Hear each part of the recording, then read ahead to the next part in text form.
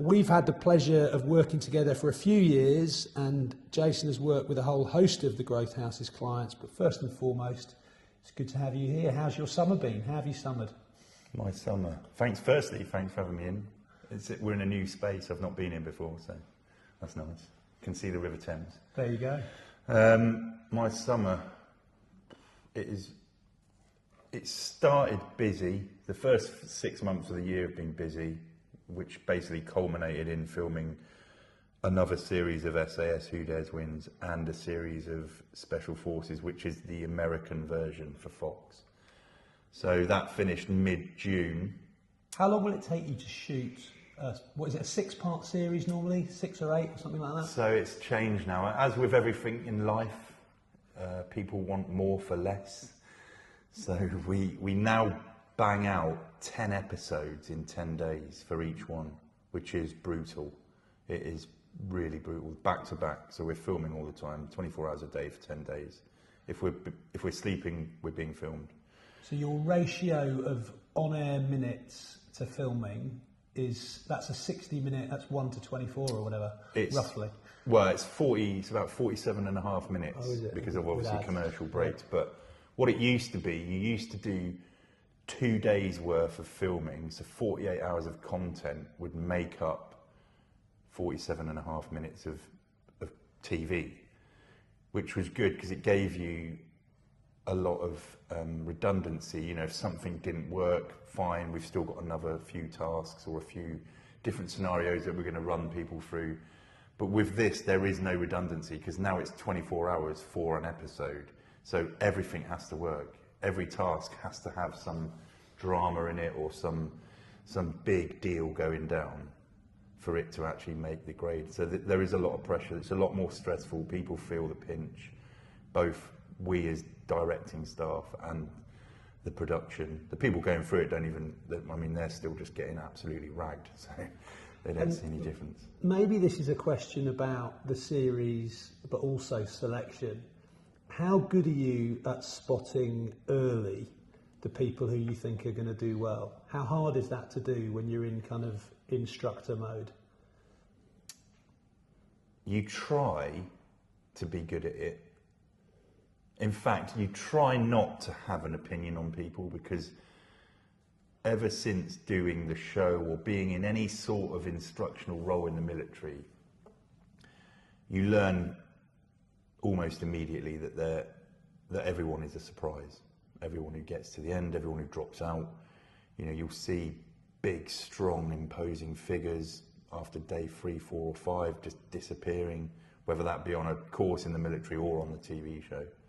So you try not to, but it's very difficult as a human not to judge and not to sort of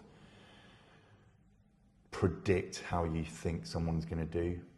I mean, we had one on the last series we filmed in New Zealand. I won't say too much about it because it still hasn't come out yet, but someone turned up and from the off was absolutely useless in more ways than one. And we were like, oh, God, we just need to get rid of this person. And then after about 3 days of that person grizzing it out, like knuckling down, they became one of our favourites. Amazing.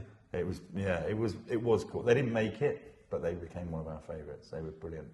And I think, well, listen, our company is called The Growth House, so the stories of growth are the bits in some ways that are most interesting, but you definitely watch people grow if their mindset is right, I guess, the physical stuff. It's the best thing about that show.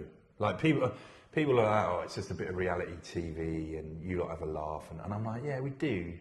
But it is a course. It's a real course that's set up. The people that come on it, our mission, when we chat before we start, we're like, right, what's our mission? And our mission is to give the people that come on it, whether it's a celebrity or not, an authentic experience, as real as it gets. And we remind the production company about that so that everyone else is hiding in the background, so it feels like they're in it.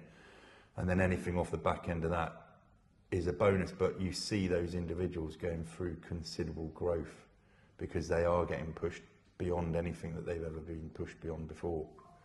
So yeah, it's pretty brilliant. It's pretty cool. So let's go back a bit. Let's go to you starting in the military. Let's go back to sort of your military journey, and then we'll bring it up to date with kind of where you are now? Because you joined young, right? You joined 16. 16. Yeah, I get asked the question quite a bit, why did I join so young? And there's actually quite a few people that join young. There was 2 in the intake that I was in. So I started off in a recruit troop at Lympstone at the Commando Training Centre, and to aspire to be a Royal Marine. And there's about 60 of us in total, but 2 of us were 16, classed as junior Marines. And the reason I did that is because I was absolutely garbage at school. Academically, I just didn't apply myself, wasn't interested, did enjoy sports and, getting out and about, but work-wise, actually doing the stuff that would have got me to continue on with my education just was non-existent. So there was that, coupled with the fact that it was Luton that I grew up in, which is there are better places within the UK. And I was hanging around with the wrong people, and somehow I managed to realise, not consciously, that I needed to do something else and get out there. So, much to my mum and dad's, I don't know what pleasure, I suppose, I was leaving home. And did transitioning, because it's the Marines to start with, you get into the Marines, and I want to talk a little bit about the Marines in a moment. We talk a lot, or we do quite a lot of work nowadays in sort of diversity, inclusion and belonging. Did you feel like you'd sort of found your people? Did it take a while? Did you feel like you belonged? I did.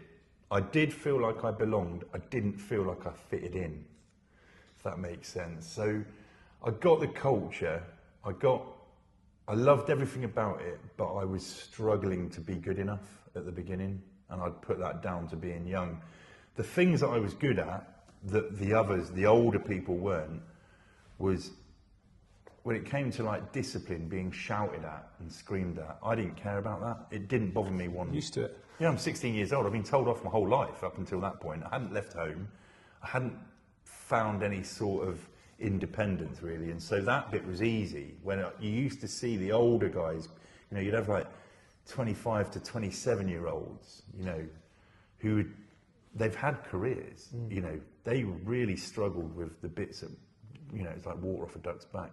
Where we struggle, the youngsters, and this isn't all of them because you do get very mature 16-year-olds, but I wasn't, was just picking up on like time management, personal admin, washing clothes, ironing them, making sure they're dry in time, making sure they're up to the required standard. All that sort of stuff I was absolutely garbage at, and I was floundering. The first 15 weeks were emotionally painful, big time. And a thing we've talked about before, which I'd love you to just unpack for us a bit, relates to how the Marines articulate their culture. So often we'll work with a company and they'll have a set of values or they'll have a set of beliefs, and there's a really interesting set of values within the Marines, the commando spirit, I think it's called, isn't it? I'd love you to just talk a little bit about that to us. So that's like the one thing that they do. So you walk through the gates at Lympstone, which you come in by train. It's got its own train station, which you think is quite cool. You get met by one of the instructors, usually a drill instructor, so he's responsible for making sure you pick up on how to look after yourself, march, how you can look military-esque, disciplined, smart. And the minute you walk through those gates, everywhere is plastered the commando spirit and the words that make it up. And it's basically there's four sort of phrases, words really, but you've got courage, determination, unselfishness, and then cheerfulness in the face of adversity. And they're literally everywhere. They're everywhere in the gymnasium where you're doing your PT. They're all over the base itself, inside the wire. And it is hammered home to you all the time. You don't really get what it means. You find that out as you go on the journey, as in real life, practically. And the bit that fascinates me about those is I think 3 of them are quite unsurprising. I would expect an elite fighting force to have those first 3. The one that absolutely fascinates me is cheerfulness in the face of adversity. I'd love you to talk about that a bit. I think it's the most important one. I believe. I think people who've turned up to go on that journey, regardless of what branch of the military you're joining, and if you're young, you've already got, obviously, you've got an element of courage, because it's, it takes a bit of courage to do that. You've probably got a bit of determination just to get that far, and, you're probably going to find out very quickly that you've got to be unselfish. But the cheerfulness in the face of adversity is the one that I took forward a lot. And it doesn't necessarily mean you've got to have a laugh, which obviously is helpful, and they do encourage it. But it's more about finding the silver lining to any dark cloud. It's about being cheerful when the odds are stacked against you, because it's only really that positive outlook on a really dark situation that's going to get you out of it. And there's so many times, moving forward from my military training experience through the Marines and the Special Forces, where that has been the one thing that has kept myself and the people around me going, because it's about understanding that it's dark, but you've got the power to get out of it. And the bit that for me is so interesting from a kind of corporate perspective is, in business life, the view usually of the employer is, well, you get to choose what your mindset is. You'll decide. And if you want to say, I'm just really glass half empty, you get to do that. But what is so unique about the Commando spirit is, I think they're saying, if you're going to wear this beret, that's not up for grabs. We're telling you, you'll have that mindset. Exactly, yeah. And you don't get me wrong, you still have people, and guys in the Marines and we're very good at moaning. We love a moan. They call it, it's our prerogative to drip. They call it drip, is like moan. And you'll do it at the right times. If a decision's been made because of like a training, training needs to be extended or something, you'll have guys moaning about it. Don't get me wrong. But when the chips are down and everything is reliant on people's ability to survive and live, that goes out the window. No one ever, that gets pushed to one side, and you adopt the whole cheerfulness in the face of adversity, because you know that it's only that way of doing things that's going to get you out of those really, really tough situations. Yeah. And also, I think the energy of the collective matters so much that if a couple of people are sapping it, are making withdrawals on that collective pool, the whole team suffers. But you can see, because basically, I suppose a negative attitude, whatever that looks like, it could be someone who's petrified of something, or it could be someone that's like being super negative about a situation that you're in. That can become contagious.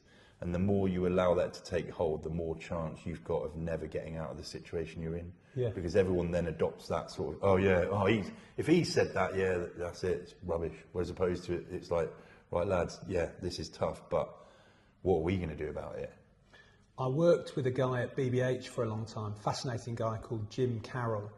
And it was an advertising agency, so it was creative ideas. And he kind of took it a step further, this concept, which was part of why culture and morale and everything mattered so much in a creative agency, was his firm belief was that positive people had bigger and better ideas.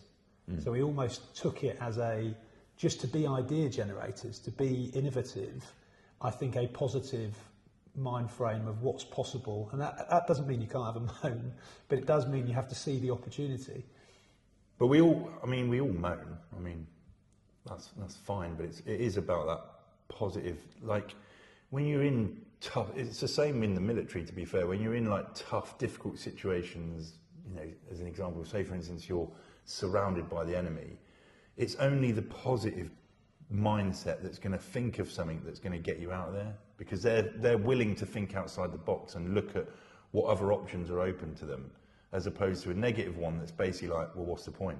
Which means you're not allowing your mind to expand and look into other realms or other areas to try and get yourself out of there. So there is a creative side within, frontline troops in the military, because sometimes you have got to, when everything else has been exhausted, all the stuff that you've learned has been exhausted, you've got to start looking at something different. So you do get your personal admin sorted, and you do figure out how to get through a kit inspection or whatever it is. Took a while. You get through selection, and you become a special forces operator, and you're then in again, I suppose it's still an elite culture, but I guess it's a bit different to the Marines culture-wise, or did you see lots of similarities? I think culture-wise it is very similar. So I joined the Special Boat Service, which is predominantly Royal Marines. That's where their recruitment primarily comes from. It was changing a lot when I passed. There was Army, there was Navy, but ultimately it was predominantly Royal Marines. So you do get that culture, sort of, it bleeds into the organisation.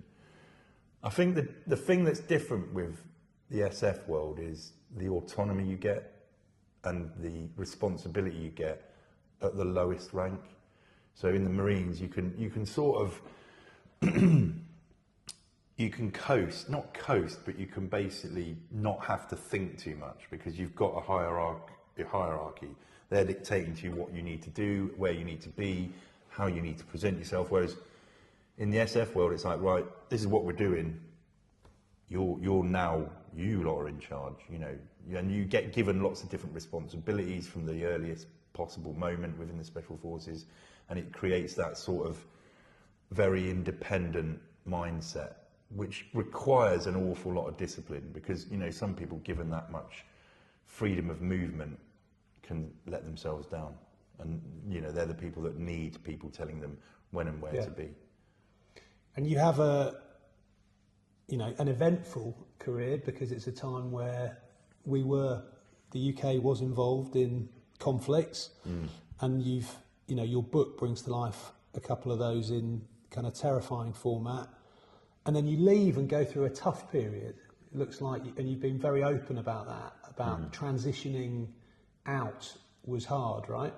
Yeah, I think the tough period started to manifest before I left, but I didn't realise, and I didn't actually admit to it being an issue. And it's funny, when I first started to go through therapy or coaching, whatever you want to call it, people would be when did this happen? When did you break? And I'm like, what are you on about? Well, tell us about the stressful situation that made you have mental health issues. And I was like, but there's loads. I'm like, there's loads of crazy stuff that I could talk about, and I don't think it's any one of them.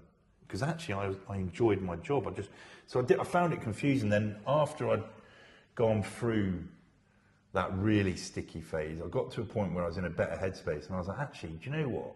When did it start? And I sort of looked back at my career, my life, and I decided to draw a load of lines that represented events that happened. They could be like long, continuous events like my career itself, and they could also be short things like arguments with the missus, car breaks down, career courses where you're expected to perform, so there's a stress, going away on operational deployments, which are obviously stressful.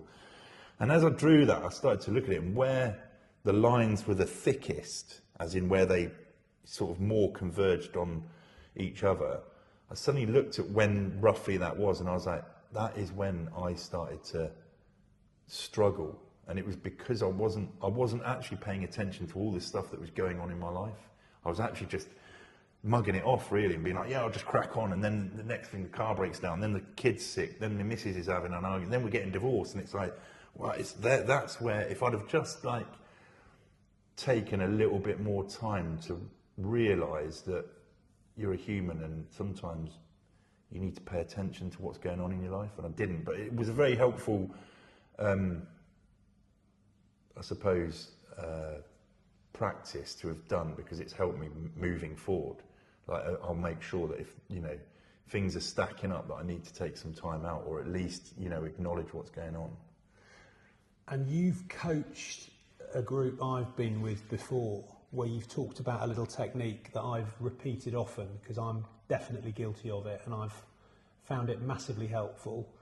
About, I don't know if you remember this, about waking up one morning and not quite knowing why something was bothering you, or why you felt a bit at odds, but the way we're computed is we're trained is we crack on. And it comes, whatever it is, comes back at the worst possible moment.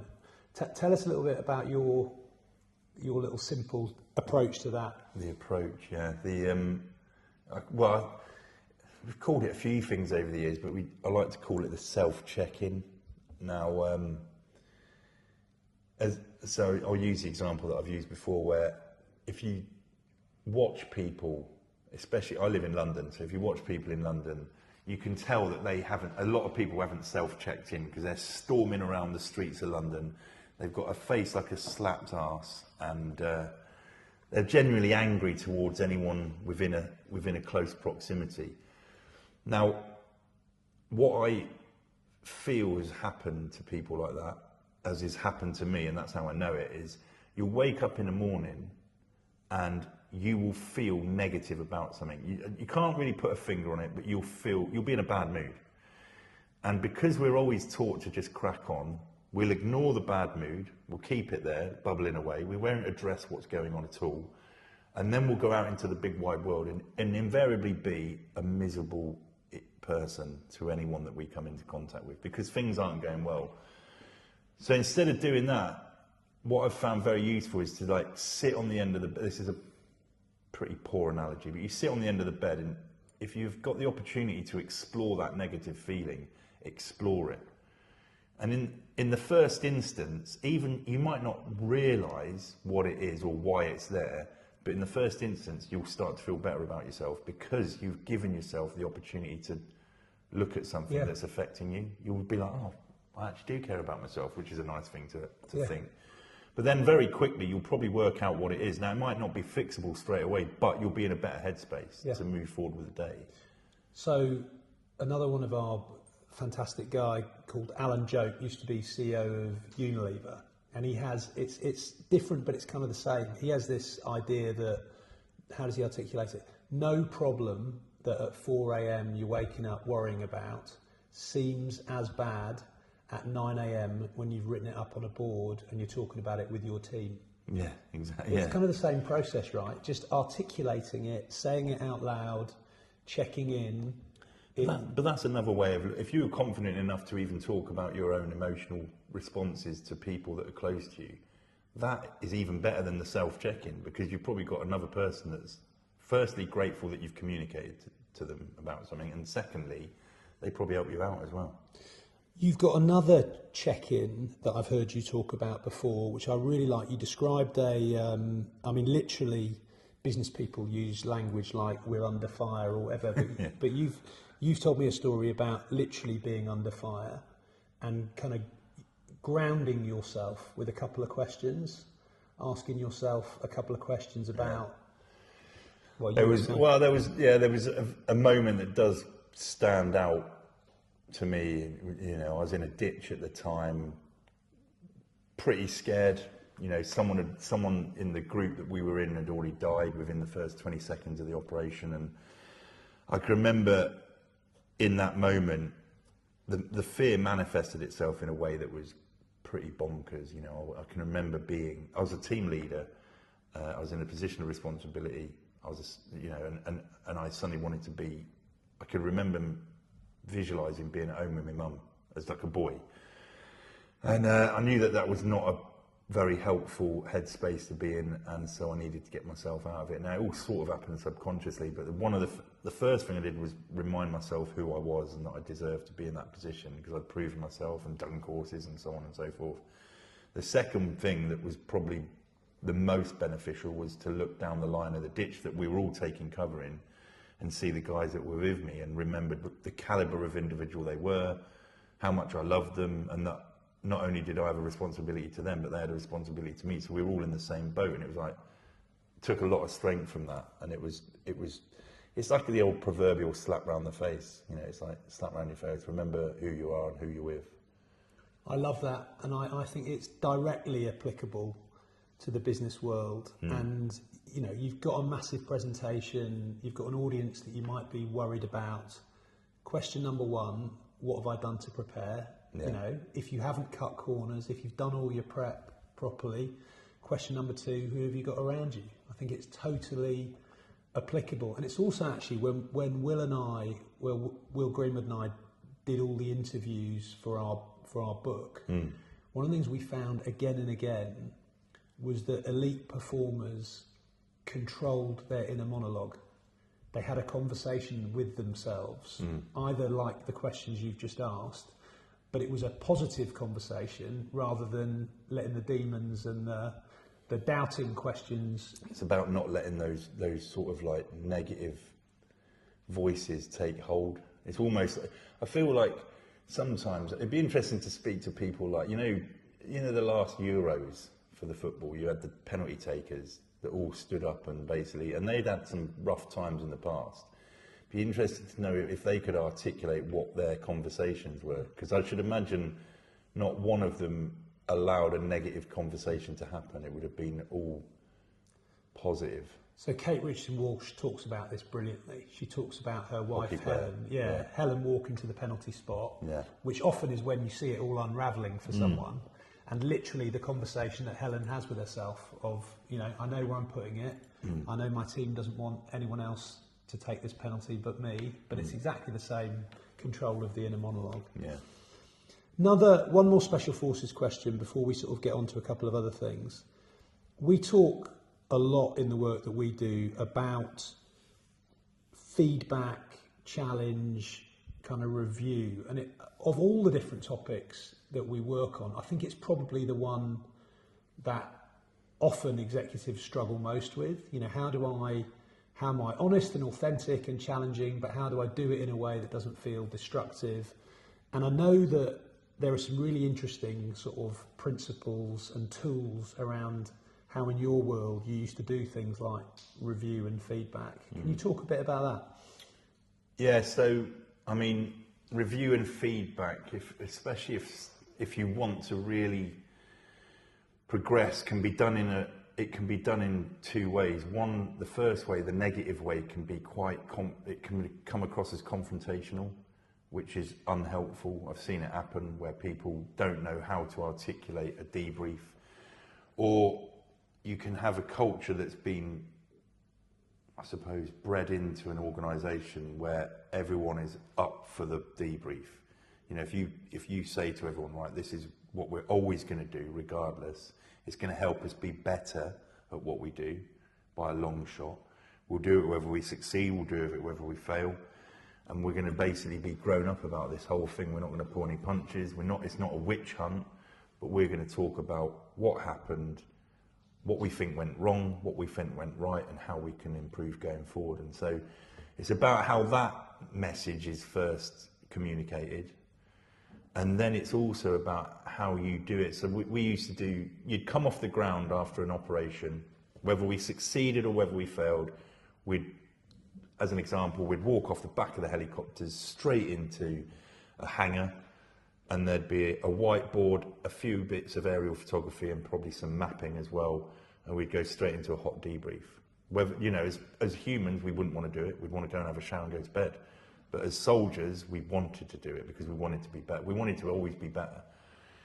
Then what happens is you have someone that is less emotionally linked to the operation, who probably hasn't been on the ground but has been fortunate enough to watch what's happened. They'll chair that meeting, the hot debrief, and then you basically go around the room, starting with commanders, so leaders, team, people responsible for teams. Then you break down from there, to everyone else. And it was never treated as a witch hunt. If things hadn't gone well, it would just be like, right, why did you make that decision, and what were the things that led you to actually carry out that decision, or what you thought was a decision. And it would, it's very fair.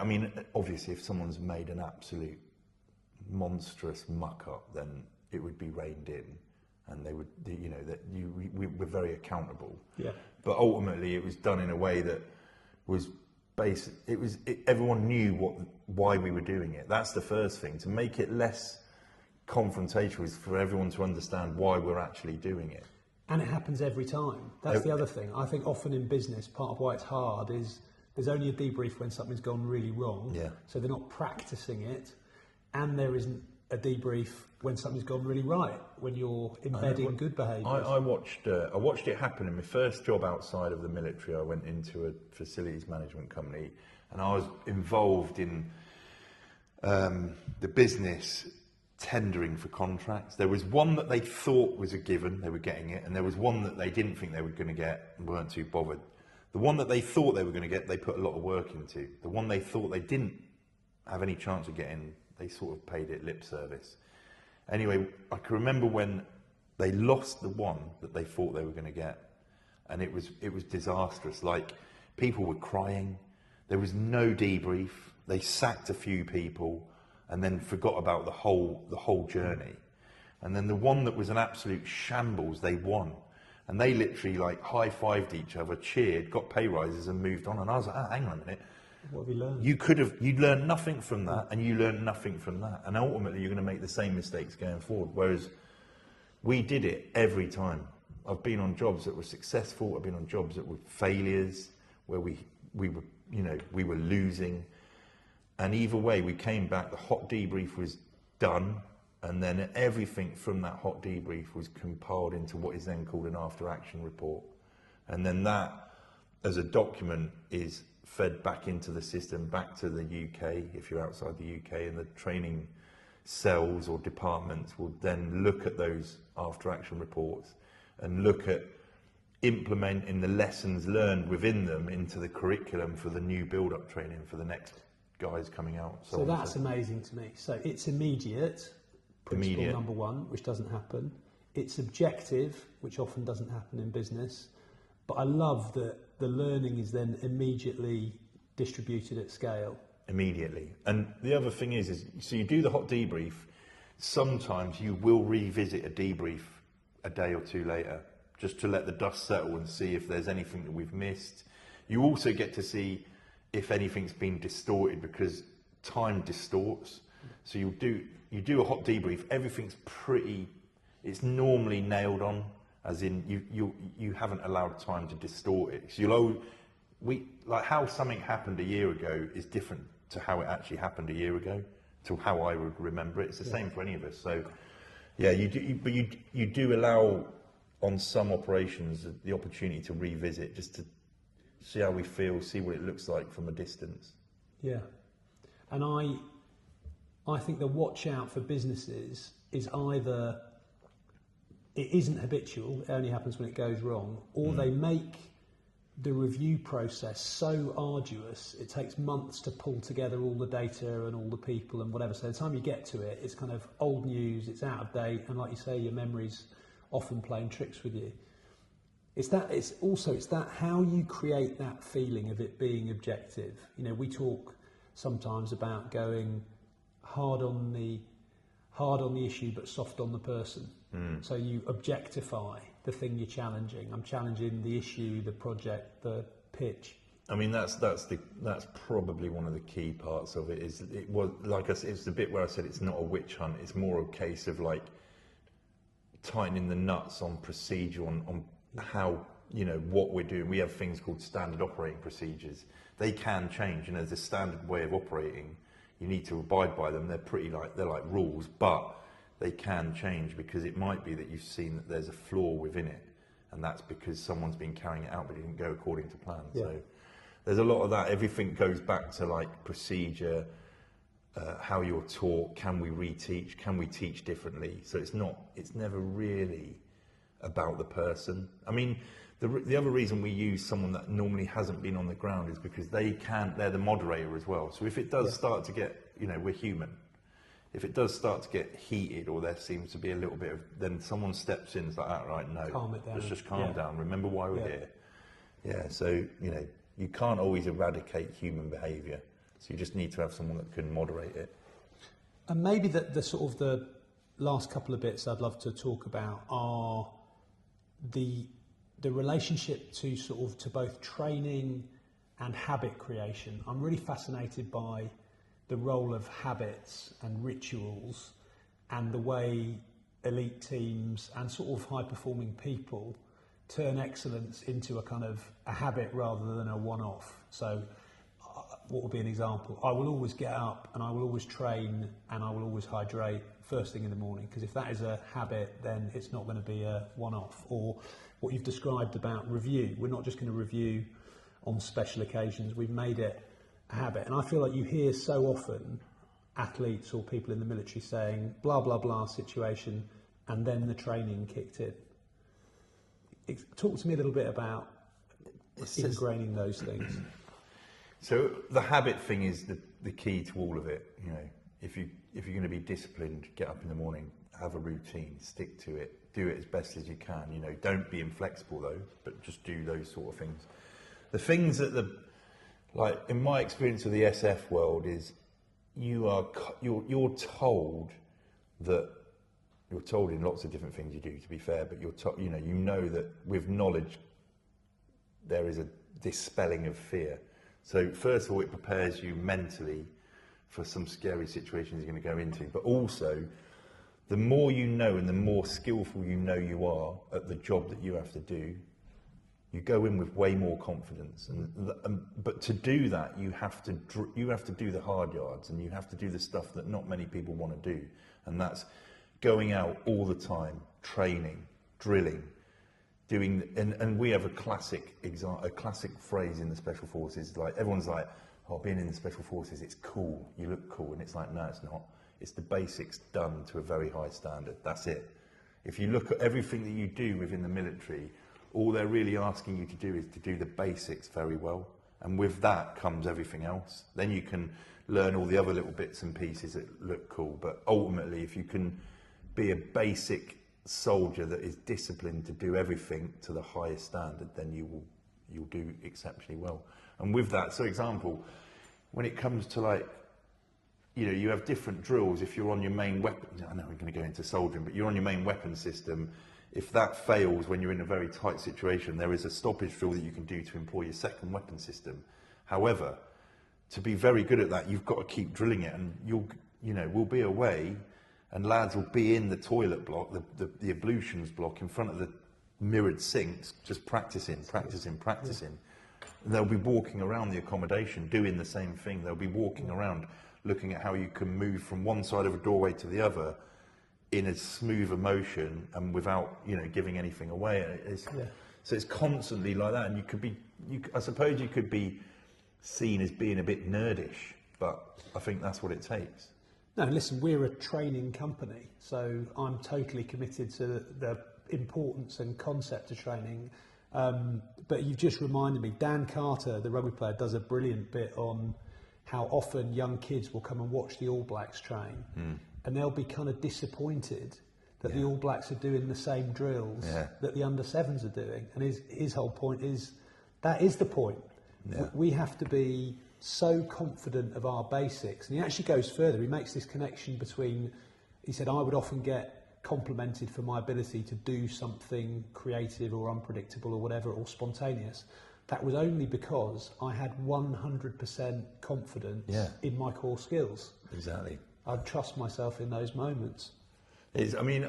Rugby is quite a good, I suppose most sports are, really all sports are, that to be at the top of any of those disciplines within whatever your chosen sport is, you have to be able to do the base, like what you learn at school is what you have to keep doing over and over and over again. And it is the same with being a soldier, being a high-performing team within a Special Forces unit. It's about the basic stuff.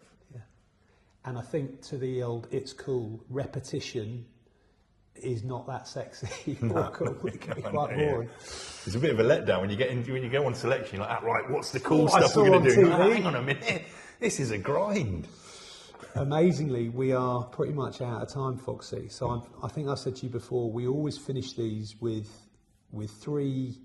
They're short questions, but they're not simple questions. So 3 questions to wrap up, and they are. I think we've done 20 of these podcasts now, and we've asked the same 3 questions each time. And I'll tell you all 3 of them, and then we'll go through them one by one. Give you a little bit of time. For those of you that can't see, Foxy is now holding his head, thinking body language. In meditation. Meditating. So the first is about leadership, and it is about the leadership value that you most admire and that you most try to kind of embody. The second is about teamship, and it's about the behaviour you always wanted to see from your teams, but again, you tried to kind of role model. And the final question is about growth. What is a bit of advice that you would give to an individual who's trying to grow anything, who's trying to grow a team, trying to grow a business, maybe even grow themselves? So question number one, the leadership value that you most sort of value and admire and try to embody. There's a few, but I suppose I've got to pick one. Only allowed one. Is going to be empathy, because you're a leader, you've got yourself into that position, but ultimately, regardless of what your career is, you are asking people to do a difficult job, and they're humans. They're going through life trials and tribulations as well as doing that job. So you've got to have empathy and buy into who those people are. And I've heard you say that before, that actually it might surprise you. You might think that the Special Forces is full of these robotic, macho, and actually high empathy is one of the things that does get you in or doesn't get you through selection. The best leaders I've met have got a lot of empathy. So what about teamship and being a kind of great teammate? What did you want from your teams, and what did you try and role model as a teammate? Trust. You want trust within a team. There is, a very strong shared common goal. An understanding of what your team's goal is like priceless, I think. Actually having buy-in to that. But trust, you need to be able to trust the people around you, and they need to be able to trust you. And is that earned over time? Is that given proactively? I don't think so. It's funny because people are like, it takes a while to build up trust. And I'm like, no, you're doing it wrong. I think you've got to throw it out there. You haven't got time to waste on building trust. You've got to start. You start with a bank of it, and then obviously over time it whittles down. So the only thing that you can do is like the amount of times that we'd be walking out onto a helicopter that's turning and burning. I've never met the pilot. I've never met the co-pilot. I've never met the guy that serviced it. And I'm just throwing I've got to trust those people, because I ain't got time to go around and like interview each one and see what they're like and whether I like them. I really like that. We don't have time. Trust is a given. It can be lost. But I'm giving it to you. Takes time to lose it. Should be given straight away. Yeah. And then finally, advice for someone who's trying to create growth. This is an interesting conversation because I listened to something this morning. But for me, someone who's trying to create growth has got to have courage. You've got to throw yourself in at the deep end, because you're not going to learn how to swim in a paddling pool. I think it's got to be a bit of courage. That's what we all needed in the beginning whenever we were starting out on something, because there's always, as a 16-year-old, I doubted whether I could. There was doubt there. But I thought, no, I've got to throw myself into this. And it took a while to, I had to find that determination that we spoke about earlier. But courage for me is the key to growth. But I know we're running over time. I like listening to a thing on Channel 5, Radio 5 called Wake Up to Money. And they were talking this morning at the back end of the show about Ted Baker, gone. Like, it's pretty much done now as a business. And that was like a huge, fashion brand. I remember for a long time, and they were talking about it, and they were like, yeah, it's one of the few companies now that still has the founder in charge. And they're probably brilliant for the beginning part of growing a business, because they have got the courage and the balls and the vision, but then are they the right people after, when you're continually trying to scale? I don't know, it's interesting. And there's we did a really interesting pod with a lady called Sarah Willingham, who's special. She was one of the dragons on Dragons Den. Yeah. And she is a serial investor in essentially restaurant and kind of hospitality businesses. And she did a brilliant bit on founders and how actually it is a real unicorn who can found a business and then acknowledge how they need to evolve or what they need to bring in. So a Paul Smith versus a Ted Baker, still very much involved, but has totally evolved both what he does and what the business needs versus what can often happen, which is the business kind of matures and evolves as you get older. It was Paul Smith I was trying to think of earlier today, because I was like, I'm sure there's another brand that's still flying. Oh, absolutely flying. Yeah. No, he's amazing. But it's weird because I know we're going over, but the clothing company that I am involved in, Food Art, their co-founders are still there, and they're driving the ethos of the business and that. But they're not. There's a CEO that's come in now. The main investor's gone like, Bosh, right? This person, you need to take into consideration all these things and let go of other things. And yeah, it's interesting to watch it from the inside. Foxy, we are out of time, sadly, but that has been an absolute delight. And as with lots of the people that we feature on the pod, we love working with you. We hope that anyone that's listening and wants to hear more, or any of the other topics that you talk about, will reach out and get involved. But thanks so much for being with us. Cheers, mate. Nice one.